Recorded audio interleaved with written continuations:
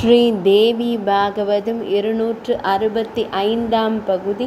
சஷ்டி பூஜை முறை. கருணை கடலாகவும் சந்தானத்தை அருளுபவளாகவும் புவன தாயாகவும் தேவசேனை என்ற பெயரை உடையவளாகவும் விளங்குகின்ற தேவியை வணங்குகிறேன் என்று தியானித்து கவசத்தாலோ அல்லது சுவரில் தீட்டிய சித்திரத்தாலோ சஷ்டி தேவியை ஆவாகரணம் செய்து பின் சிரசில் மலரை வைத்து மறுபடியும் 3 முறை ஜபம் செய்து நைவேத்தியங்களையும் மலர்களையும் படைத்து பிரணவத்துடன் கூடிய ஹ்ரீம் சஷ்டி தேவியை ஸ்வாஹா என்ற மந்திரத்தை தன்னால் இயன்ற அளவு ஜபித்தல் வேண்டும்.